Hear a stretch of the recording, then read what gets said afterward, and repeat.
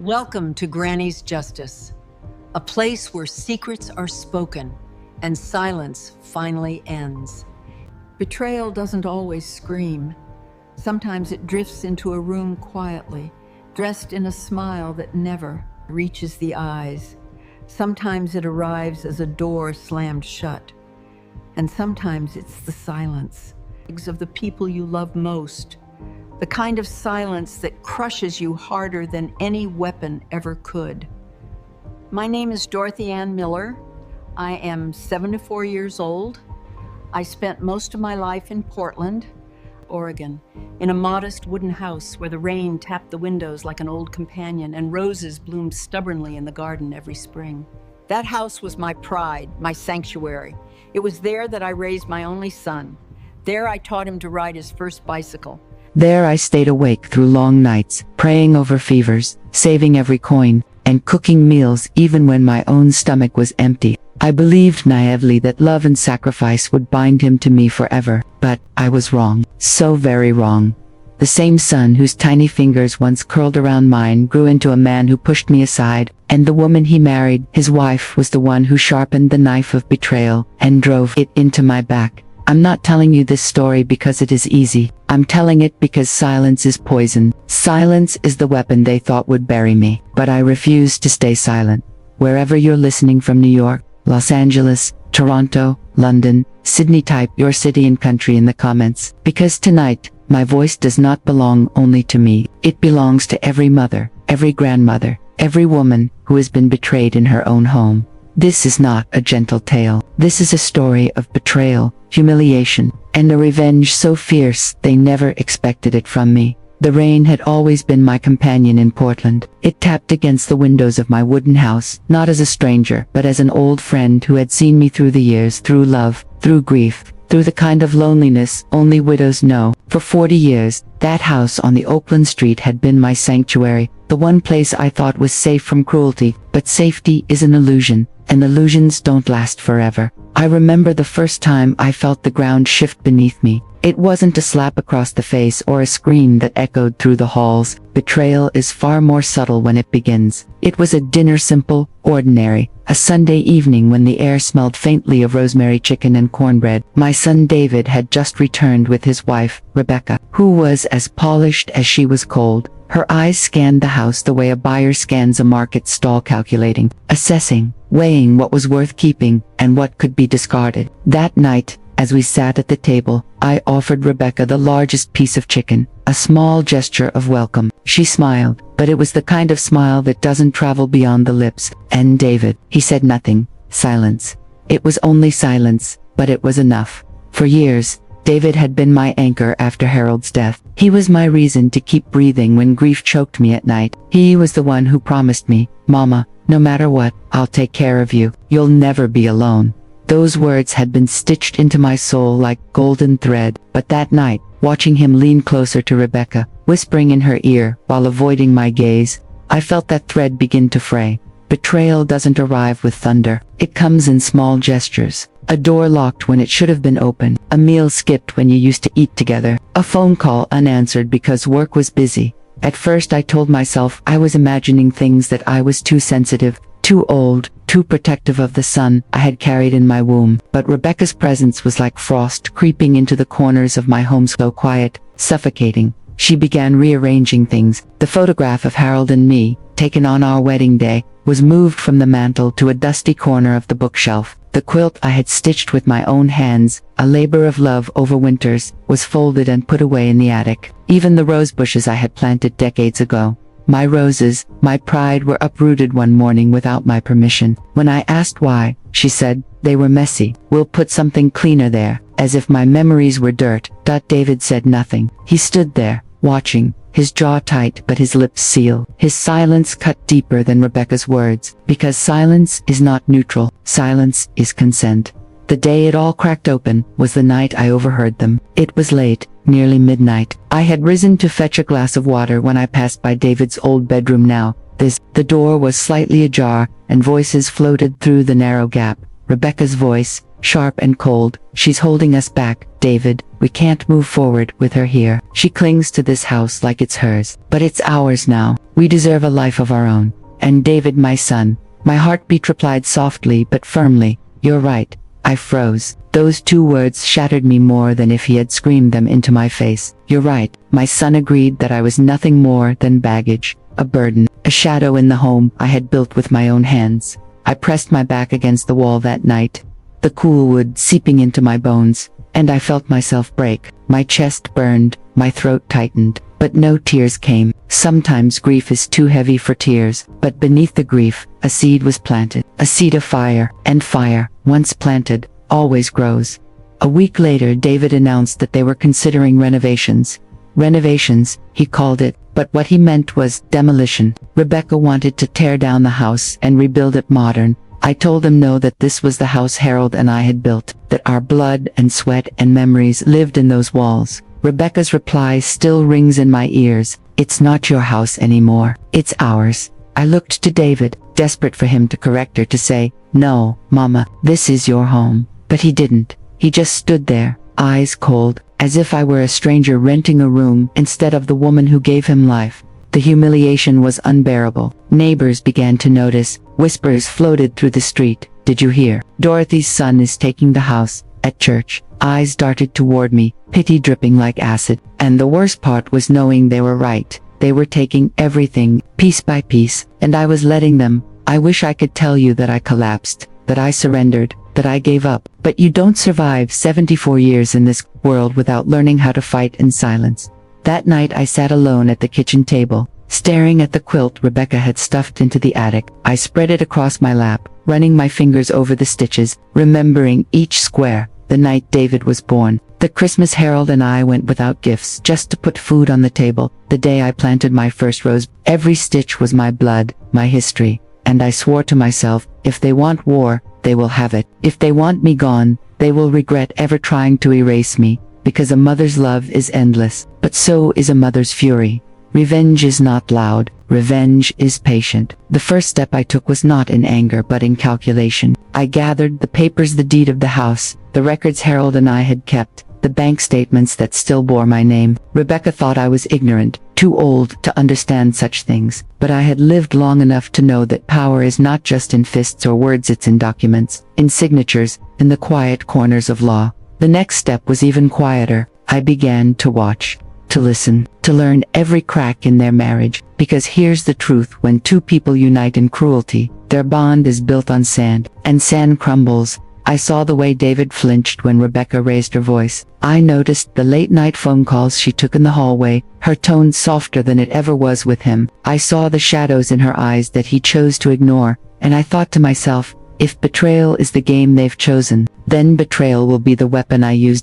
Every night, as rain beat against the Portland windows, I wrote in my journal, not about sorrow, but about strategy, about every small cruelty, every humiliation, every weapon they tried to use against me. I documented it all not as a victim, but as a soldier recording the movements of her enemy, because that's what they had turned me into, not just a mother, not just a grandmother, but a soldier. I told myself, they will not win. Not here, not in my house, not in my life. And so, the first cracks appeared, not in me but in them. They just didn't know it yet. This was only the beginning of a storm that would not just shake the walls of my house, but would shatter the lives of the very people who thought they had destroyed me. They believed I was finished, but they forgot one thing. A woman who has nothing left to lose has nothing left to fear. And I was ready to make them fear me. Asterisk.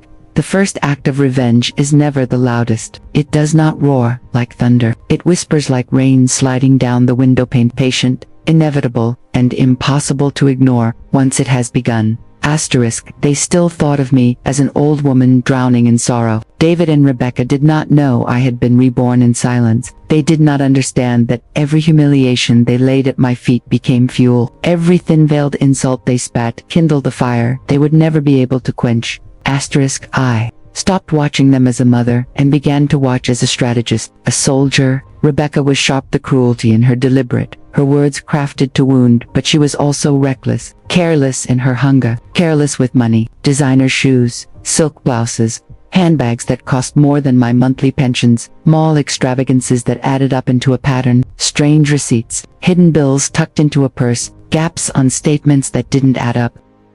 David either didn't see or chose not to see. I did, and I wrote everything down by journal, once full of lullabies and grocery lists, became an inventory of sins, dates, amounts, places. I documented with the quiet devotion of someone who knows the law of patience. Greed, I learned, is a crack you can pry open. One evening, while rain whispered against the panes, I made my first move. David sat in the living room, phone in hand. Rebecca hummed in the kitchen. I walked to the table as calm as the weather and said in a voice as soft as the rain, "David, did you notice the bank statement? There seems to be money missing. Maybe it's a mistake." He didn't look up. "Rebecca handles that. Don't worry, Mama." I smiled like a woman who has placed a seed in good soil and said nothing more. I watched the flicker a tiny shadow of doubt cross his face. That was all I needed. A seed planted, waiting to root. I reclaimed what belonged to me, not with fury but with paper and quiet moves. One morning I went to the courthouse alone. My hands trembled, but my resolve did not. The clerk, an overworked young man, scanned the deed and looked up. "It's still in your name, ma'am. Coned, but your signature is required for any transfer." A smile, almost a private thing, touched my lips. Rebecca had assumed ownership. She had not counted on signatures or laws. That day I placed a legal hold on the property. No sale, no demolition, no transfer without my consent. The battlefield shifted and they didn't know it yet. The first blow I struck was small, but precise. Rebecca invited friends, women who matched her airs and arrogance, for an evening of white wine and louder laughter. I entered with my journal under my arm and walked straight to the table. "Rebecca," I said, "I think you forgot to pay one of these bills." I set a credit card statement before them. Charges she had hit: jewelry, a hotel in Seattle. Silence fell like a curtain. Painted smiles froze. David's face went pale as he read the numbers. Rebecca's defense came fast, but thin. "This means nothing. She's twisting things," and it faltered under the weight of the evidence. The seed of doubt had sprouted into a climb that wrapped around his sureties. From then on, I fed the fracture with care. I left receipts where David would find them. I asked innocent questions at the table. "Rebecca, wasn't that your second trip to Seattle this month?" And then let the silence do its work. My comments were feathers. They made no sound, but they left a trail that led David to look twice, then question, then linger on the edge of suspicion. Rebecca's venom grew. One night, when David was out, she sneered at me across the kitchen. "You think you can win? You're nothing. You'll be gone soon, and this house will be mine." I met her coldness with a modest, steady voice. "Only if you outlive me, child, and I don't think you will." Her hand trembled. Fear, for the first time, flickered behind the painted mask. Fear is a perfume sweeter than victory. Then came the night the storm broke. Thunder rolled over Portland as if the sky itself were announcing a judgment. David pushed through the door, face sallow, hands unsteady. He had found what exactly, I do not know. An email, a receipt, a call log that fit like a puzzle piece I had left out. He confronted Rebecca in the living room, and the words spilled, sharp and raw. "Who is he, Rebecca?" Her denial shredded like tissue. "What are you talking about?" she cried, color gone from her face. "The hotel charges, the calls, don't lie to me," he demanded.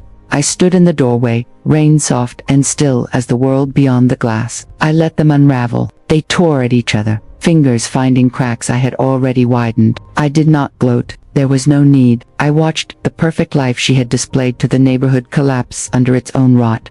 From that night, the balance changed. Rebecca no longer moved with the ease of someone beyond reproach. David's eyes, once indifferent, now lingered with confusion, with guilt, sometimes with an ache that looked dangerously like shame. They began to speak more in clipped phrases, in the thin language of people caught unawares.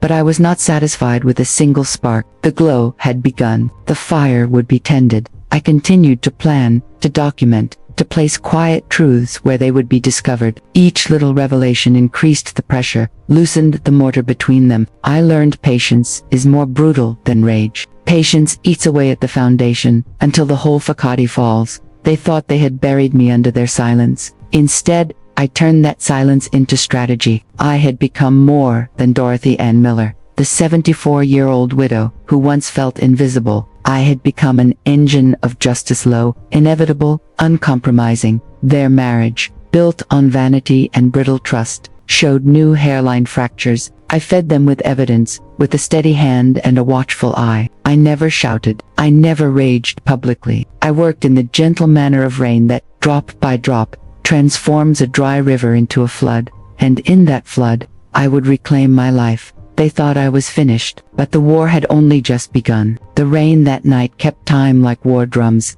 pounding Portland's dark streets, while inside my house, the air tasted of iron and promise. In the silence after David and Rebecca's shouting match, I felt something rise in me, not fear, not sorrow, but a terrible, focused momentum. Revenge, once lit, grows like wildfire. It asks no permission. It simply devours. David shifted first. After that night he moved through the house as one who had lost his map, his steps cautious, his voice clipped, his eyes skimming mine and then dropping away. The warmth he once wore toward Rebecca had gone thin, replaced by a brittle uncertainty. I fed that uncertainty the way one waters a seed. When he found me staring at the old quilt folded on the table, I let silence do the heavy lifting until he finally asked, "Mama, did you know? A mother always knows." "Son," I said slowly, meeting his eyes, "even when she pretends she doesn't." He fell inward for a moment, and I watched the crack in his loyalty widen like a hairline fracture in glass. That fracture was mine to widen and to pry. Rebecca grew vicious in response. Cornered animals lashed their best when they fear losing the prize. She snapped and spat with a ferocity that once would have embarrassed her polished smile. "You think you've won, old woman," she hissed one evening, venom in every syllable. "You think turning him against me will give you back your throne. He'll always choose me. You're nothing but a relic." Her fury amused me more than it frightened me. The louder she screamed, the clearer her weakness became. Anger is a mask. Panic is the face beneath it. Revenge demands more than whispers. It demands exposure. So I began tending a quieter campaign, seed planting among the very people who propped up Rebecca's image. I did not hurl accusations. I leaned close in markets, murmured to a friend at church, asked the right, tender-sounding questions. Poor Rebecca, traveling so much, must be exhausting to keep all those secrets, I'd say. Pray for my son. Dear, his marriage, it's not what it seems. Gossip spreads faster than rain. It curls into corners, finds loose mortar, and widens it. Soon Rebecca's shining reputation darkened like smoke curling from a hidden flame. The dinner that shifted everything was ordinary in family wine, the soft clatter of cutlery. Rebecca wore red silk and a practiced smile, her hand clamped around David's arm. I waited until the wine softened tongues and let loose a line that landed like a stone in still water. "David," I said, voice low and steady, "do you remember what your father used to say? A man who cannot protect his home does not deserve to keep it." Silence pooled. David's fork hit his plate. Rebecca's smile froze. Her knuckles went white around the glass. She snapped, sharp and defensive, "Why must you always drag the past into this? He's not your little boy anymore. He's my husband. This house, this family, it belongs to us now." "No," I answered, leaning forward so the room could feel the steel in my ribs. "It belongs to those who built it. You've built nothing but lies." The gasps were immediate and clean. Rumors had hovered like moths. Now they had weight. Rebecca's rage, in exposing itself, fed the very judgment she hoped to avoid. From then on, I ceased hiding. I let her actions do my speaking. I noted the hours she left the house, the perfume that clung to her coat that didn't belong to her, the envelopes she tucked away. I placed truths where David would find them and watched as his denial eroded into suspicion, into anger, into shame. He started staying later at work, lingering over small tasks, seeking refuge in numbers and distance. He lingered in the kitchen with me more often, his voice small and searching, as if trying to find the shape of the son he once knew. Each moment of his guilt fed my plan. Guilt is a wedge. It opens doors when blunt force cannot. Rebecca's control crumbled into desperate theatrics. She accused me openly, shouting from the yard where neighbors might hear, "She's poisoning you, David. She's jealous because she's old and bitter." Her weapon was shame, but it rebounded when a person screams too loudly. People suspect there is something to hide. Her friends drifted. Allies whispered. The queen of her small world found herself alone on a throne gone cold. In the quiet of one rain-soft night I understood something plainly. Justice often wears no badge. It is not always a single dramatic moment. Sometimes justice is the slow, surgical dismantling of a life built on deceit brick by brick. favor by favor, thread by thread until the whole structure collapses under its own rot. Rebecca wanted me erased. Instead, I methodically erased her mask. David watched the woman he had chosen unravel before him. He saw what I had always known. She was not the woman he married. She was a cleverly wrapped illusion. And as the illusion frayed, his certainty frayed with it. They had misread me. They believed my silence was submission. They were wrong. Silence had never been my weakness. It had been my instrument, a quiet, precise thing that could be tuned to crack foundations. Their lies burned. His loyalty faltered. My revenge tasted of the slow, inevitable victory that only patience can bring. This was no longer mere survival. This was war. And I was not merely surviving, I was winning. Asterisk, this was no longer just survival. This was war. And I was winning. The thought tasted like iron and honey at once, iron for the effort it demanded, honey for the small, quiet victories that warmed me on nights when the house felt hollow, except for the echoes of what had been. David had begun to pull away. Rebecca had begun to unravel. Their marriage frayed beneath my patient fingers. But a private collapse would no longer satisfy me. They had tried to erase me in public. I would answer in public. Revenge, I discovered, draws its sharpest edge when it moves from the intimate to the visible. Secrets can be denied, spectacle cannot. People care about what they see. Reputation is currency. I intended to bankrupt them. I did not rush. Nothing of worth in a war like this is ever rushed. I sharpened my tools, documents, witnesses, and the unbending mechanics of law. First, I called an attorney. She was younger than I expected, a face lit by kindness, and a mind that cut straight lines. I told her plainly, the deed still bearing my name, the sudden lust for demolition, the missing funds, the suspicious charges, the constant pressure to move on as if my life could be discarded like yesterday's paper. I told her about Rebecca's late-night calls, and the night David returned home, trembled, and left again. I told her about the statement I had already placed at the courthouse. She listened with her palms folded, then said, we can file for elder protective measures and open an investigation into financial improprieties, but we'll need evidence, clear documentation, receipts, bank records, any pattern of diversion. Her voice was blunt, and in that bluntness lay a promise. I had been gathering proof for weeks. My journal had become a ledger, receipts coaxed from forgotten drawers, invoices Rebecca had meant to bury together. They formed a net. I slid the folder across the desk. She called it probable cause. I called it justice. You're brave, she said, as if naming a virtue. I smiled. Bravery had little to do with it. I had nothing left to lose and everything to reclaim. Practical outcomes came first. The court granted a temporary injunction. No demolition, no transfer, no paperwork without my hand on it. It felt like a palm on the throat of their plans. When Rebecca discovered it, she screamed in the driveway until neighbors shut their windows and pretended they heard nothing. Her invitations dried up. The charity luncheons, the glittering little gatherings where she collected admiration like pearls, where she once entered rooms like a spotlight, she now slipped in like a shadow. The humiliation of a small, simple court order tasted better than I had imagined. David came home that night, exhausted, and found me on the porch swing under the old oak. He sank into the opposite seat and let the silence speak first. I didn't know, he said, the words echoing into the spaces he had left empty. I didn't know how deep it went. I thought I was being faithful. I thought she loved me. A small boy stepped out from behind his eyes, not free yet, but softened by shame. You don't have to explain, I told him. You have to look at what's in front of you. You have to choose who you will be. He offered no answer, but he stayed away less. The papers had handed him leverage, and strangely, leverage led him back to me for shelter, not conspiracy. If Rebecca used philanthropy as a mirror, then that mirror would become the stage of her fall. The Women's Scholarship Fund had paraded her generosity in glossy programs. I volunteered at their fundraiser for an evening. It was calculated. She needed to hear a truth she was not prepared to hear from someone other than me. Crystal chandeliers hummed. I came in a plain dress with quiet shoes and steadier breath. Rebecca arrived in red silk and a performance smile, scanning for faces that would reflect her back to herself. She did not notice me. Good. I sat where the room could forget me. When she took the microphone to deliver a modest speech, compassion, family values, commitment, honesty, I folded my hands. The lyrics were familiar. The lies were older than her lipstick. 3 minutes in, a volunteer from accounting, a woman I had quietly befriended, stepped forward.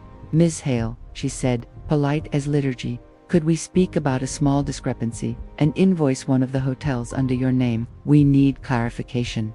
The room quieted. Rebecca's composure flickered. Not now, she said. To shop, of course. The volunteer replied. Perhaps afterward. The sound of forks ceased. Faces turned. Rebecca managed to smile, but the costume had slipped. By the time coffee was poured, the gala gossip had already turned to rumor swifter than a river after rain. People love to watch a star stumble. Their loyalty pivots with the crowd. Across the street, Mrs. Caldernan 3 Licorice Suite, as unstoppable as the tide, had watched my life unfold since my wedding day. I brought lemon bars, and we sat among china cups and old calendars. I did not coax. I listened. She had noticed things. A black car at odd hours, a man's voice at dusk, perfume that clung to someone else's collar. She spoke the way the elderly speak of whether simple, certain, unavoidable. When my attorney asked for independent witnesses patterns, times, a memory that could withstand cross-examination, Mrs. Calder's name came forward effortlessly. Public testimony is a different breed of fire. It melts shine into fact. David drifted strange hours now. Sometimes he appeared at the kitchen table at 2 a.m, turning pages of old photo albums like a man searching his own face. He read fragments of Harold's letters aloud, voice trembling, remembering the father he had been taught to worship. Thunder rolled along the river. His phone rang. He hesitated, then answered. A woman's voice, not Rebecca's. His face hardened. When the call ended, he sat very still, as if bruised from the inside. Who was it? I asked. A friend of my sister's, he said. She works with fraud alerts. A charge flagged Rebecca's name on it. She thought I should check the accounts. Good, I said. Check everything. Look where you've been blind. I did not mention the other calls. I had placed the camera shop friend who pulled footage from a hotel entrance, the contractor who, a whiskey too deep, confessed to witnessing a familiar red silk vanish into a downtown suite. I had curated a mosaic of facts that, viewed at a distance, formed a single, undeniable picture. Rebecca grew reckless. She accused me of stealing small things. She called our old family doctor to perform a public assessment senility, she implied, as if age were an automatic diagnosis. The doctor was discreet and kind. He found clarity, not confusion. The notes added to my file did not testify to fragility. They recorded resolve. Rebecca's performance made her look petty and juvenile. Meanwhile, a forensic accountant combed the statements with my attorney. The audit revealed a pattern of unauthorized transfers that marched in rhythm with Rebecca's travel and spending. The amount was not small. It explained the sudden depletion, the fever for upgrades, the impatience with a life she had not built. When the numbers reached David, shock and shame crowded his eyes, and then, importantly, comprehension. We live in a world where digital footprints do not fade. Rebecca had been careless tags, boasts, geotags, that told truths her mouth denied. I sat at an old laptop, moonlight and screen glow turning my hands to white bone. A folder, photos, receipts, times. Quiet allies helped me stitch the evidence into a package even skeptics would accept. Photos of a Seattle balcony smile, a boutique invoice the night she claimed a business dinner. We cross-referenced with work schedules. Gaps opened up like missing teeth, shared discreetly among family, and then to a local columnist who had been kind to Harold. The package shifted the story from rumor to record. The headline landed like a gavel. Local socialites, secret travels raise questions. Rebecca called me that week, voice shaking with a fury that had stopped being useful. How dare you, Dorothy? I dare, I said, steady, to keep what is mine and to remind your husband what he allowed. At a community meeting, Leela once, a girl from our church whom I had tutored through algebra and Abruzzo Jr., Europe, approached me with the clean candor of someone who still believes in fairness. She had seen Rebecca late one night at the center, whispering into a phone, shifty as a curtain in wind. She agreed to speak. Another stone in the foundation. Another voice joining the chorus of fact. It was not enough for me to know the truth in private. It had to be named by others. That is what makes it unbearable to the guilty and inescapable to the crowd. On a Thursday, the city paper braided the threads into a single narrative. No trial yet, no arrests, but the court of public opinion is quick, and when its eye fixes on you, you do not control what it finds interesting. David confronted Rebecca with a steadiness I had not seen in years. He closed the front door hard enough to rattle glass and laid the stack of printouts on the table. Account logs, hotel receipts, photographs. He had done the work. His hands no longer shook. "Why didn't you tell me?" he asked. So simple a question, so devastating. She tried to answer, but her words tore like tissue in a storm. The look she wore was the look of the invincible discovering their own skin. "You always chose her," she hissed at me, spitting the line as if it were a blade. "You've always been the villain." "No," I said, armor settling into my voice. "I am the woman who loved a man, raised a son, and kept a home. You arrived and decided what my life should be. You chose greed over family. Now you will watch the results." David looked between us, between the quick and the deep, the shiny and the real. He walked out and, for the first time in years, called his mother not to accuse, but to ask for guidance. A quiet victory, the kind that lasts. By the time the rain had soaked the ground and the leaves shone like small green coins, Rebecca's world had shrunk from ballrooms and benefit stages to a kitchen where cold coffee went untouched. Her friends stopped calling. Her declarations about the future fell on ears that had once applauded and now turned away. The legal hold remained. The investigation widened. The bank statements were catalogued and coded. The neighborhood coffee shop hummed with a new story.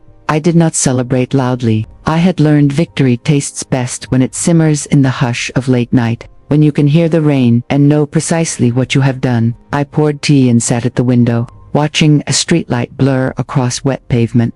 They began this war believing I was a relic. They forgot that a relic, kept long enough, becomes an icon. That Rebecca had learned to fear the only thing worse than shame. Exposure. David had begun to remember who he had once been. The house stood still, my name on the deed. My heart beat in the studs.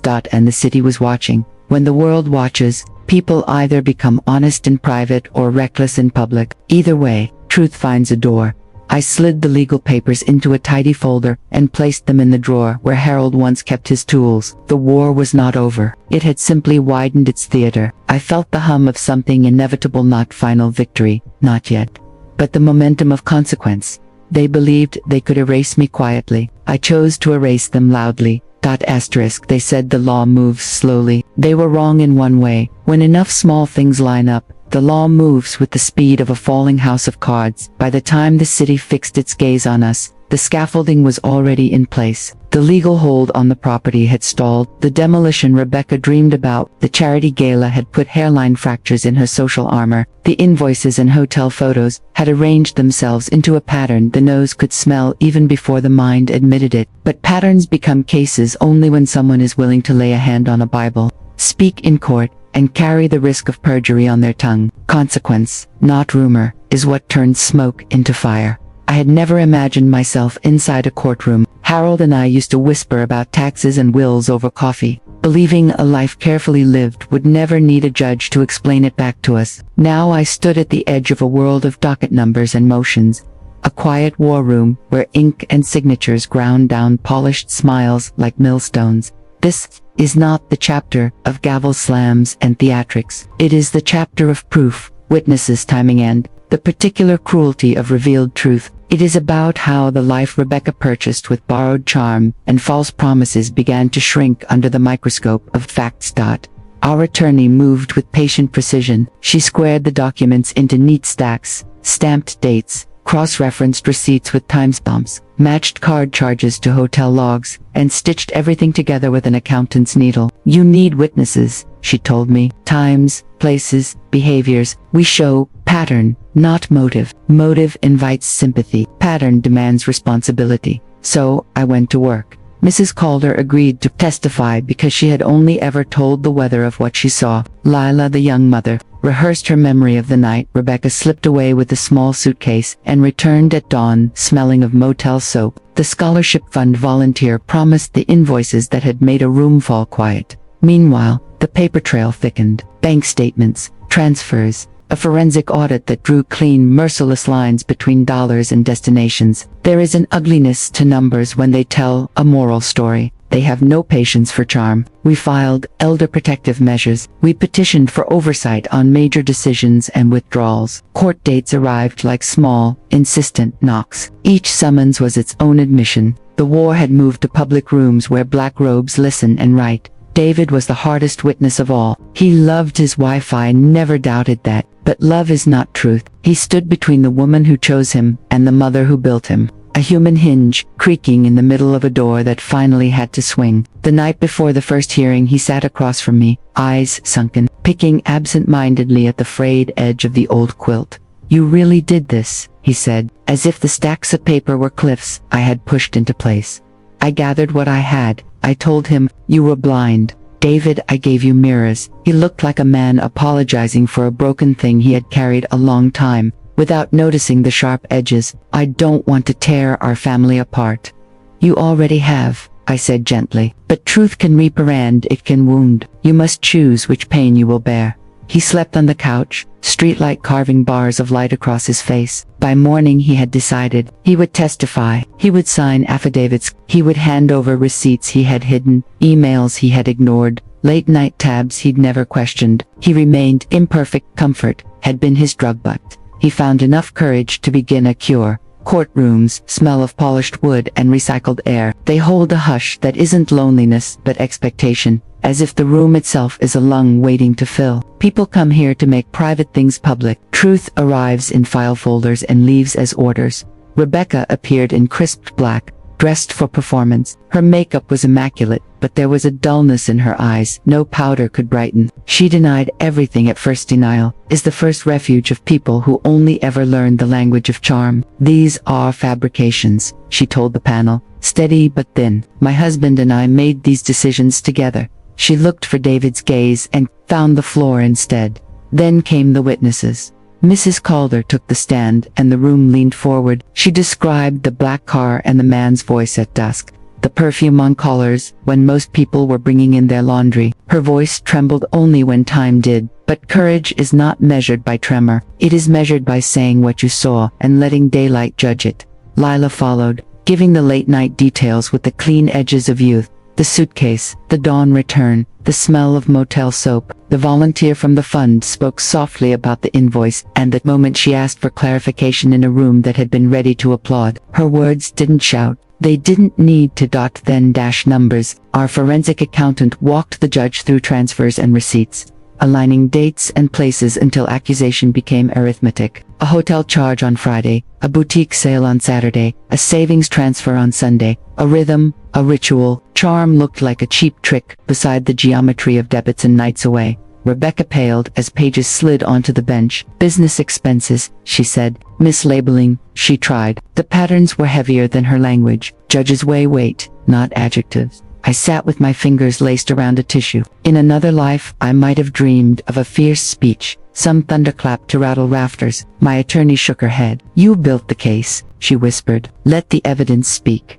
When the judge asked if I wished to make a statement, I rose into the room's hush. "This house was built by my husband and me," I said, voice steady, hands trembling only a little. "We planted the roses and raised our son here. I am not here to ruin anyone. I am here because my life and my son were being taken apart to feed one person's appetite. I have a right to stand in my own doorway." No applause, no drama, just the small dignity of a sentence that didn't blink. The judge's face remained unreadable, but her eyes took notes. "You may proceed," she said at last. The injunction stayed. Major accounts froze under supervision. On paper, it looked like a modest win. In the life we actually live, small orders are the mortars between larger stones. Afterwards, the paradox asserted itself. Justice made things worse for Rebecca, and better for me. News clippings passed over fences. Garden gates clicked while whispers traded data points. People who had been casually kind became carefully distant. David avoided church. He called in sick more often. He looked at me with gratitude stitched to shame. Rebecca retreated into calls and texts, tapping apologies that rang like glass. She accused charges as fraud. The audit read the story out loud to the banks, and the banks did not laugh. In private, David cried once at my kitchen table. "I should have looked," he said. "You did not," I answered. "Now you do. That counts." There is no clean remedy for betrayal. We ate soup and shared the kind of silence that holds people together without asking them to perform. That night Samuel slept in the guest room. I stood in the doorway and watched him dream an unburdened sleep. He was the reason for roses, for ledgers, for courtrooms, for the way I had learned to turn grief into grit. Reputation is a sticky thing until it isn't.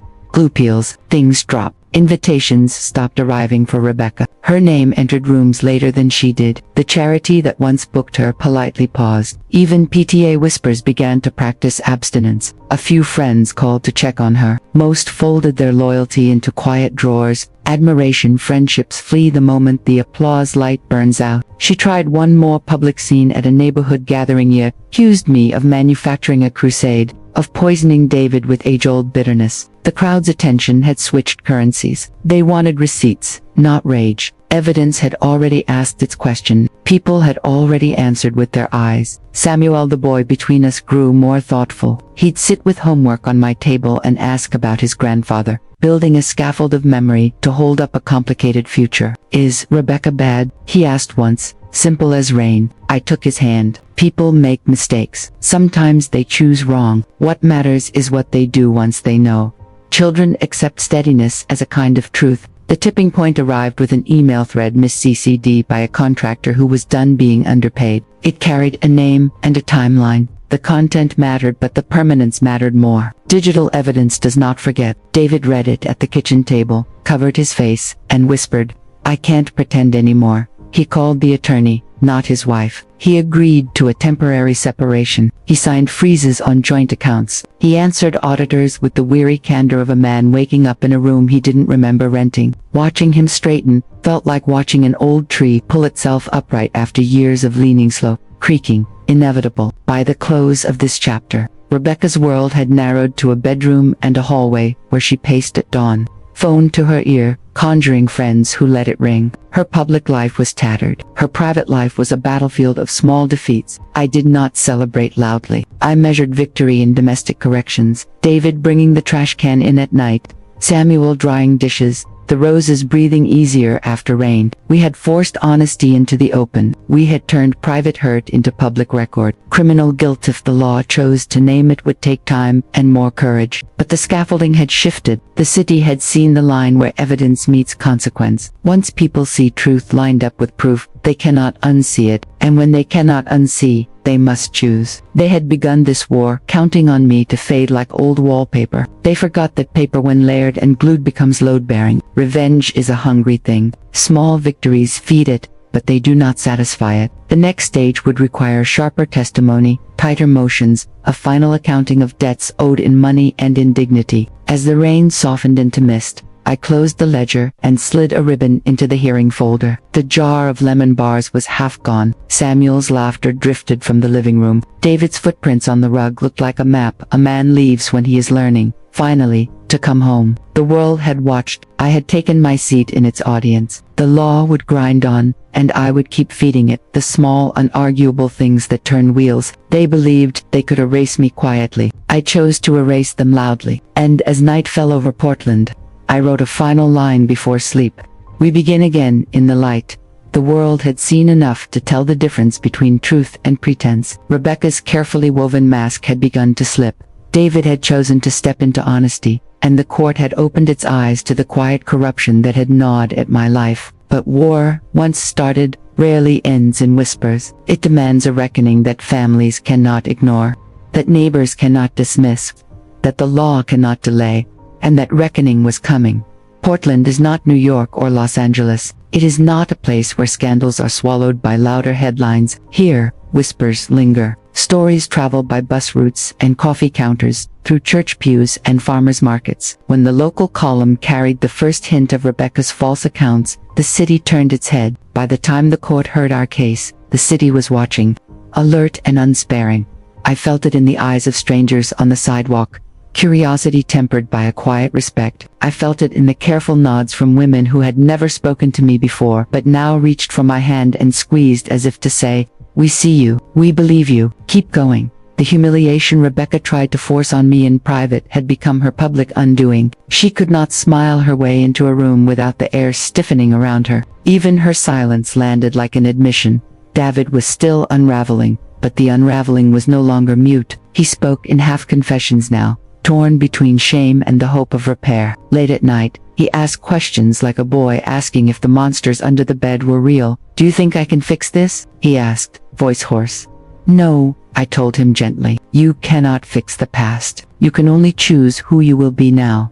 He flinched as if the truth itself had a swing, but something steadied in him. In court, he stood straighter. He looked Rebecca in the eye when she lied and did not swallow every excuse. Shame stayed heavy on his shoulders. But shame can be medicine if you take it slowly and let it do its work. Rebecca's defenses grew wild. She accused the accountant, the neighbors, the fund volunteer, even the friends who had stepped back without spectacle. In the courthouse hallway she hissed that I had planted evidence, that the city wanted her destroyed because she was young and beautiful and I was jealous and bitter. Desperation made her sloppy. The more she denied, the more inconsistencies spilled out. She contradicted herself, tripped over timelines, misremembered what she had spent and where she had been. Every sentence nailed itself into the coffin she had built. The pivotal day arrived with a full hearing on financial misconduct. I had not planned to speak more than necessary, but when the judge asked if I had anything to add, I rose. My knees ached. My voice did not. I am 74 years old, I said. I have lived in that house on Oak Street for 50 years. I raised my son there. I buried my husband there. I planted roses with my hands and prayed in those rooms when the world was too heavy. This is not just a house. It is my life. And this woman, I turned to Rebecca, pale but defiant, believed she could erase that life for her own gain. She believed I would stay silent. But silence is no longer mine to give. I will not let her win. The room held its breath. The judge showed nothing, as is her duty. But the gallery neighbors, clerks, strangers heard me. Sometimes that is enough. The ruling did not strip Rebecca of everything, not yet. The law is deliberate, measured, intentionally slow, but it froze certain accounts. It blocked access to family assets. It affirmed full protection over my property legally untouchable without my hand. It initiated a deeper investigation into fraudulent activity on engine that, once humming, rarely stalls. To the world, it was procedural. To me, it was declaration. I had not been erased. I had not been silenced. I had turned their cruelty into the rope that now tightened around their ambitions. Rebecca stormed out, heels ricocheting down marble like gunshots. But fury cannot drown a truth that has rooted in public ground.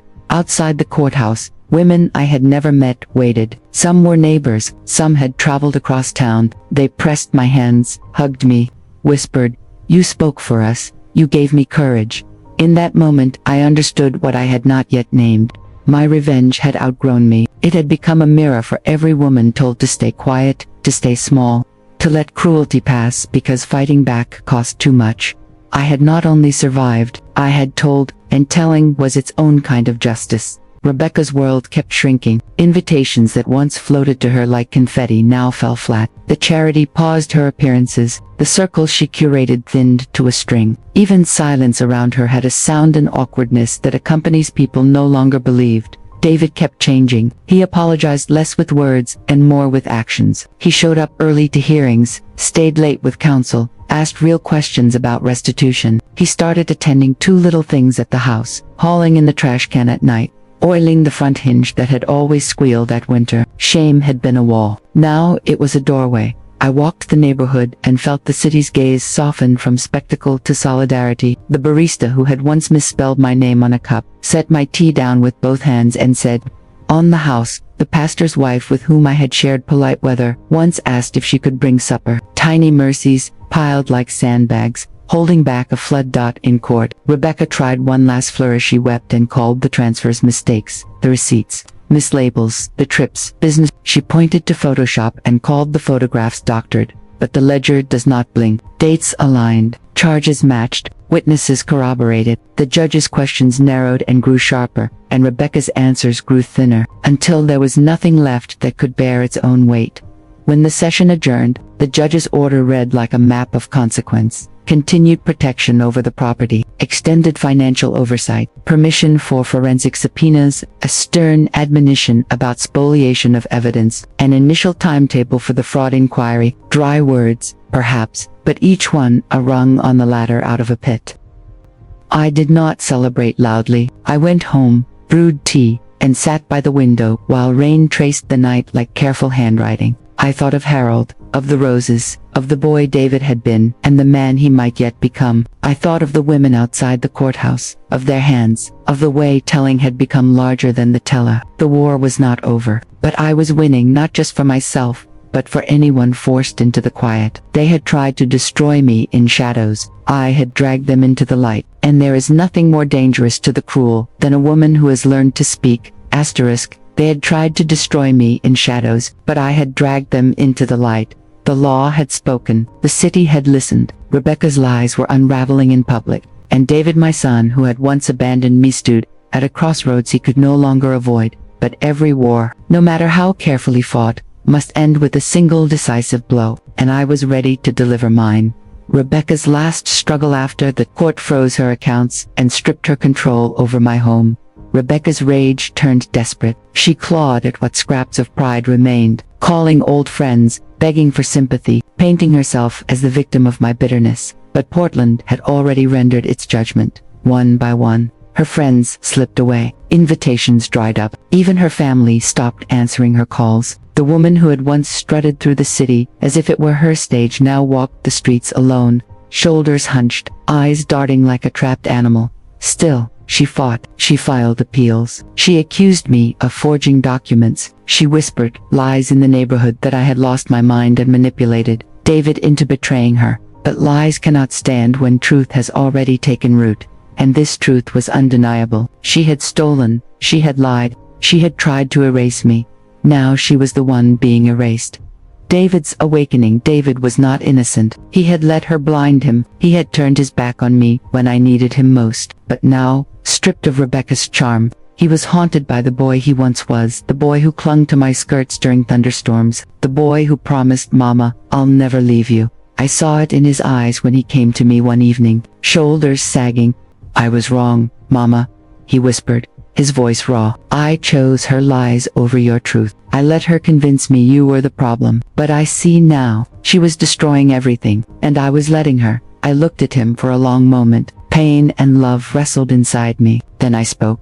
"You cannot undo what's been done, David, but you can choose who you will be from this day forward. Redemption is not in words, it is in action." He nodded. And for the first time in years, I saw not the stranger who had betrayed me, but the son I had raised, broken, ashamed, but reaching for the truth at last. The final blow, the last battle, was not fought in a courtroom or whispered in alleys. It came in the open under the vaulted ceilings of Portland's old church hall, during a community meeting that drew neighbors, officials, families from every corner of the district. Rebecca was there, desperate for one last defense. She stood before the crowd, voice sharp, eyes burning with fury.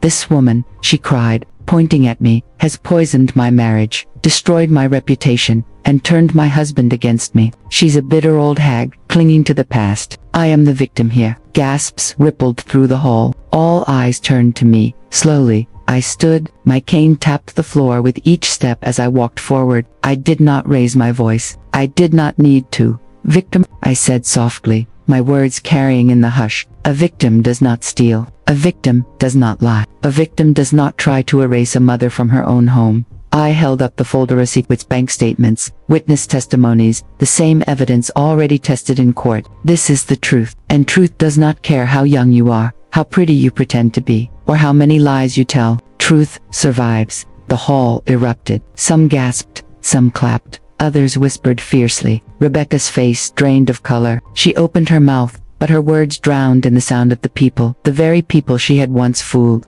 now united against her. That was the moment her world collapsed, not in silence, not in shadows, but in the full gaze of the community she had tried to rule. Justice, at last. After that night, Rebecca disappeared from public life. Investigations closed in, her debts mounted, and her allies abandoned her, one by one. She became a ghost in the very city where she once paraded with pride. And me, I remained. My roses still bloomed. My name still stood on the deed. My place in this world once threatened was reclaimed, not as a relic, as a survivor, as justice itself. David worked to rebuild what had been broken. Trust is not stitched in a day, but the needle was in his hands now, not hers. And Samuel, my sweet grandson, looked at me not as a burden but as a warrior who had protected what was his birthright too. The lesson: people think revenge is destruction, but they are wrong. True revenge is not about tearing someone else down. It is about standing tall when they swore you never would. It is about turning their cruelty into the very weapon that destroys them. Rebecca thought she could erase me, but I erased her instead, and my story, the story of a 74-year-old widow from Portland, Oregon, is proof that no one is too old, too weak, or too broken to fight back.